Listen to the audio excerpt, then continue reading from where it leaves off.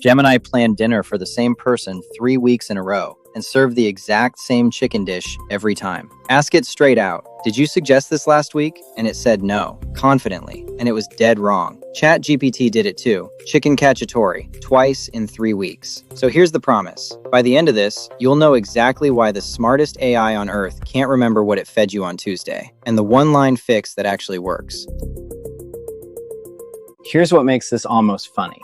3 days ago, June 4th, OpenAI shipped its biggest memory upgrade ever. They call it Dreaming. It reads across years of your chats and updates itself automatically. It'll even rewrite, "I'm going to Singapore in July," into, "I went to Singapore in July," once the trip's over. Temporal awareness, they call it. Internal tests put factual recall at 82.8%, up from 41 2 years ago. So memory's basically solved, right? Not even close. Because remembering a fact and running your kitchen are two completely different problems. Let's get under the hood for a second. Every large language model is stateless. It reads what's in front of it, answers, and then gone. Nothing gets saved. So the labs bolted a notepad on top. ChatGPT, Gemini, Claude, they all run the same trick. The model decides a fact is worth keeping, jots a short note to a per-user store, and reads it back next time. Tens of facts. Short text. The model decides what survives. That's the ceiling. And this is the distinction almost everyone misses. Chat memory keeps a handful of short text notes. A cooking app keeps structured records. Every recipe, every plan, every pantry item. Tens of facts versus thousands of records. The chatbot guesses what to recall. The app queries the exact field by date and tag. Lose a note in chat memory, and it's just gone. In a database, it's always recoverable. Same word, memory. Two completely different machines. So back to that repeating chicken. Earlier this year, Recipe ran a dead simple test. 3 chatbots, a week of dinners, 3 separate chats spaced a week apart. Gemini, arroz con pollo, every single week. ChatGPT brought back chicken cacciatore. Perplexity served the same protein twice and called it variety. And here's the part that gets me. Ask any of them, "Did you make this last week?" And they answer with total confidence. Wrong, but confident.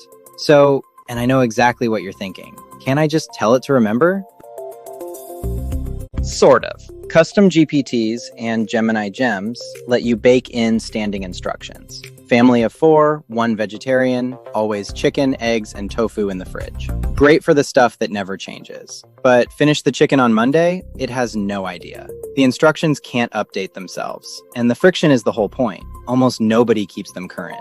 So here's what does work today. 3 moves. 1. Turn memory on and spell out your constraints. Allergies, budget, weeknight time cap. Then trim it weekly. 2. Keep 1 rolling note of last week's meals and your pantry, and paste it in thing every chat. 3. For the weekly grind, use an app that's stateful by design.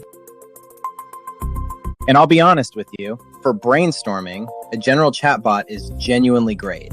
3 overripe bananas and half a can of coconut milk? ChatGPT will riff all day. That's not the problem. The problem is the recurring one. Tuesday after Tuesday, remembering what you cooked, what's in the fridge, what flopped. That's the difference between a recipe and a cook. Other apps just run on your phone. Recipe runs your kitchen.